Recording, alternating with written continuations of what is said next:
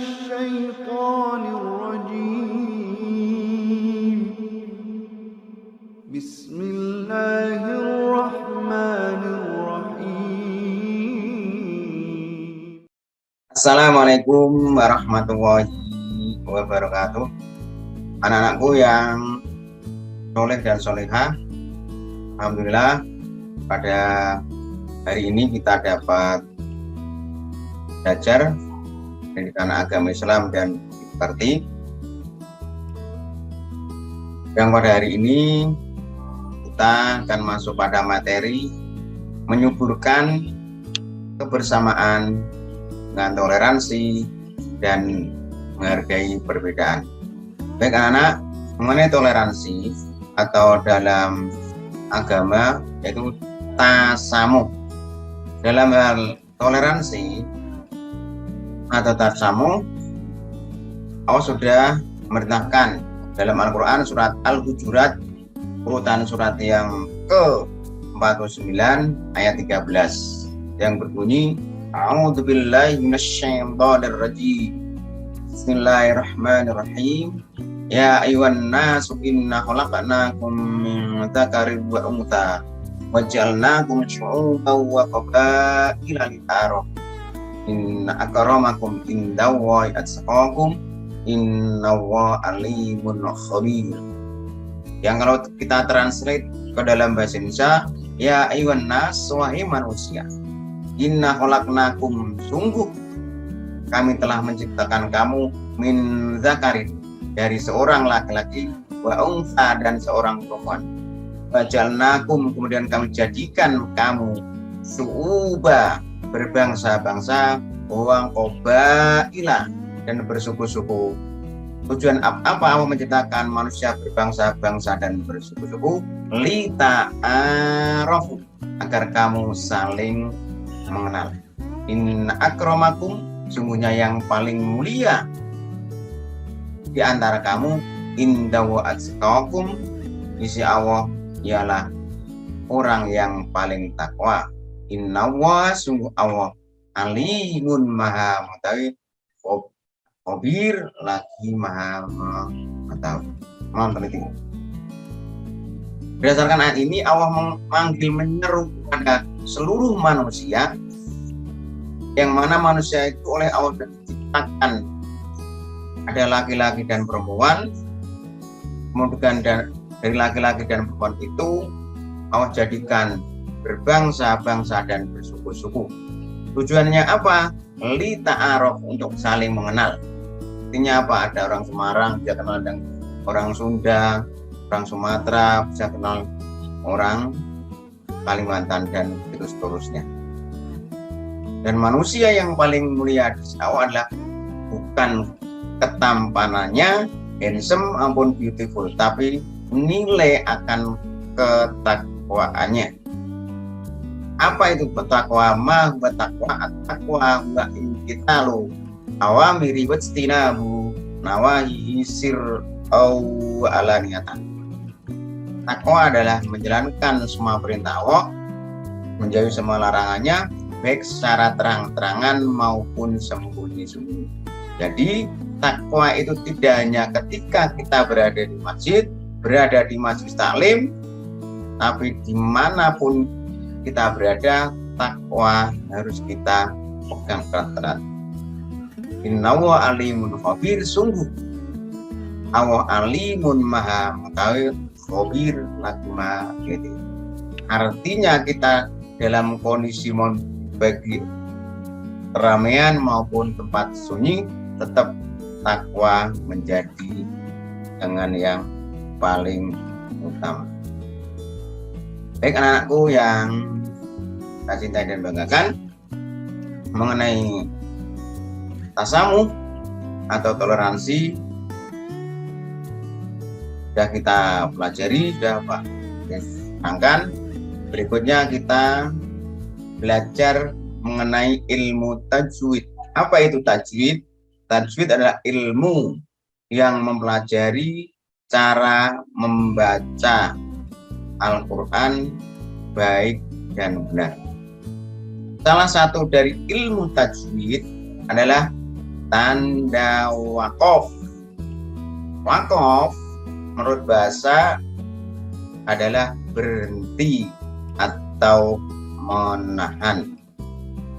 Adapun menurut istilah ilmu tajwid, tanda wakof adalah memutuskan suara di akhir kata untuk bernafas sejenak dengan niat meneruskan bacaan selanjutnya. Oke, anak-anak bisa terima? Sekarang pembagian wakof atau wakof lazim.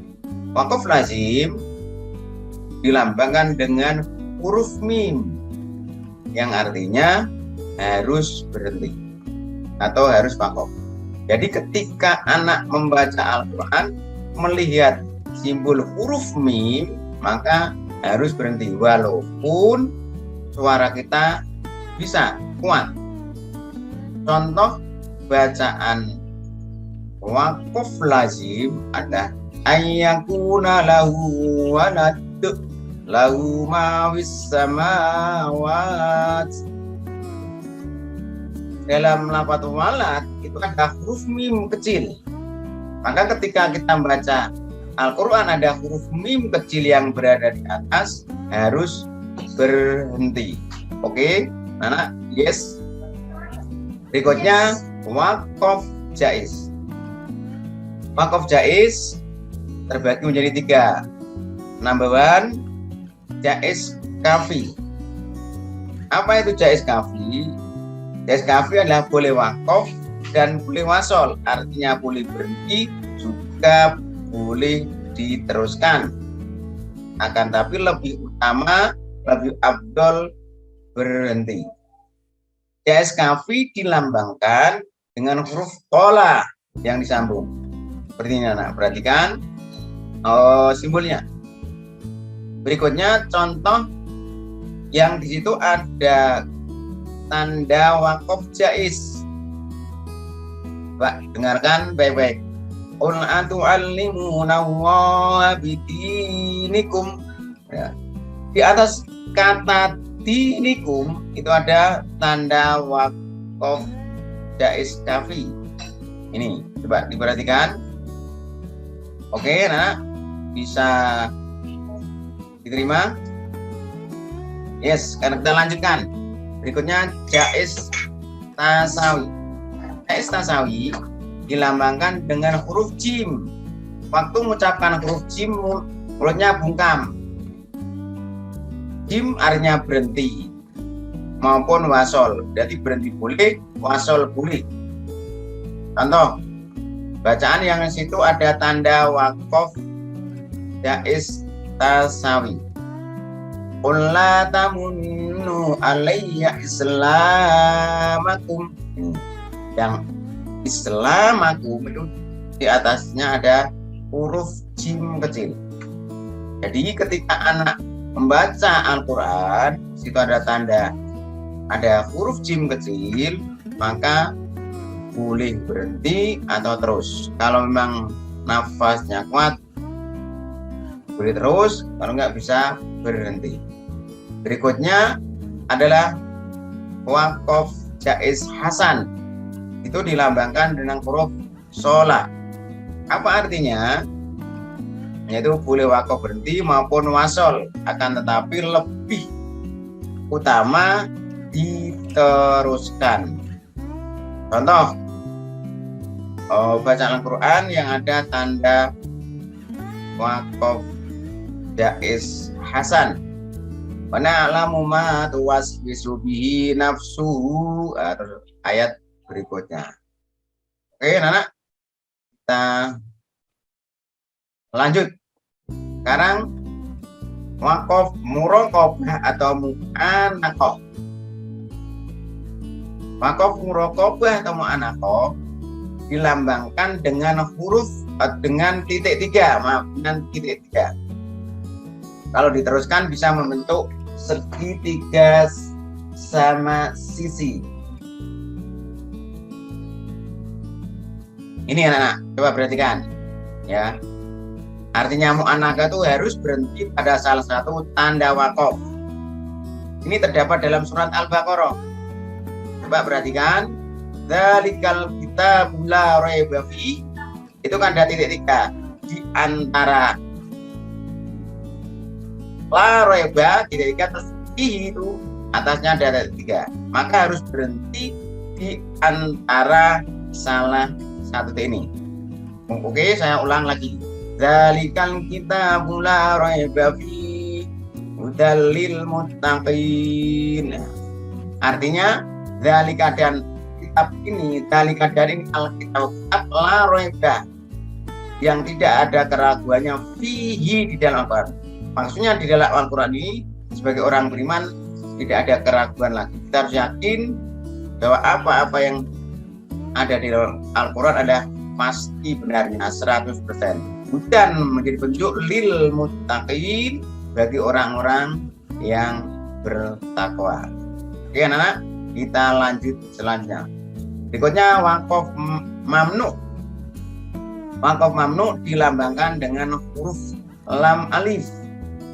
Artinya ketika kita membaca Al-Quran terdapat waqaf mamnu atau yang dilambangkan dengan huruf lam alif, maka dilarang berhenti. Contoh ini, bacaan Al-Quran yang ada tanda waqaf mamnu. Qalu inna ma'akum innama nahnu mustahzi'un.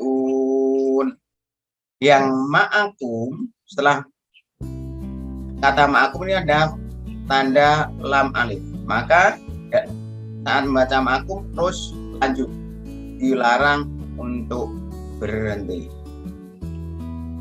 Oke, sudah paham? Nah, berikutnya itu saktah. Tanda saktah biasanya ditulis sin kaf ta. Artinya harus berhenti sejenak tanpa mengambil nafas. Contoh, qalu ya wailana mambatana min marqatina hadza ma wa'atar rahman. Maka ketika baca mim marqatina, kita harus berhenti sejenak di sini tanpa ambil nafas. Oke, baik, Pak Guru ulang sekali lagi. Perhatikan tulisannya dan dengarkan baik-baik.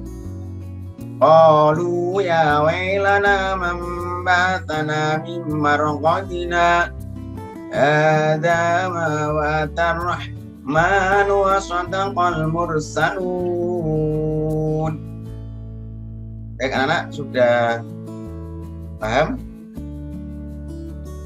Kita mengenai kesimpulan yang tadi Pak Guru sampaikan. Nomor 1, kesimpulan dari materi tasamuh dan tajwid. 1, menurut bahasa waqaf artinya berhenti atau menahan. Berikutnya yang nomor 2, waqaf dibedakan menjadi 5 macam, yaitu waqaf lazim, waqaf jaiz, waqaf muraqabah atau mu'annaqah, waqaf mamnu, dan saktah. Selanjutnya yang ketiga, waqaf lazim, yang artinya harus berhenti. Berikutnya yang nomor 4, waqaf jaiz, artinya boleh berhenti atau waqaf atau meneruskan bacaan yang bisa dikatakan wasol. Berikutnya yang nomor 5, waqaf muraqabah atau mu'annaqah, yang artinya harus berhenti pada salah satu tanda waqafnya. Mulai yang nomor 6, apabila pembaca Al-Quran mendapati tanda waqaf saktah, ia harus berhenti sejenak tanpa mengambil nafas. Yang nomor 7, dalam Quran surat Al-Hujurat, urutan surat yang ke-49 ayat 13, Allah menjelaskan bahwa manusia itu diciptakan dari laki-laki dan perempuan, berbangsa-bangsa dan bersuku-suku, tak lain dan tak bukan adalah lita'arofu, agar saling mengenal. Berikutnya kesimpulan yang terakhir, yang nomor 8, bahwa kemuliaan seorang diukur dari ketakwaannya kepada Allah Subhanahu wa Ta'ala. Sekarang masih ada tugas mandiri yang harus dikerjakan anak-anak semuanya. Yang pertama, jelaskan pengertian wakaf menurut istilah ilmu tajwid. Yang kedua, jelaskan kandungan Quran surat Al-Hujurat ayat 13. Yang nomor 3, sebutkan dan jelaskan 3 macam wakaf jaiz. Yang nomor 4, sebutkan masing-masing 2 contoh toleransi di lingkungan rumah dan lingkungan sekolah. Yang nomor 5, jelaskan akibat negatif tidak adanya sikap toleransi dan menghargai perbedaan dalam masyarakat. Dan yang dapat sampaikan, mudah-mudahan ada guna dan manfaatnya. Kurang dan lebihnya mohon maaf. Akhiri wabillahi taufiq wal hidayah. Assalamualaikum warahmatullahi wabarakatuh.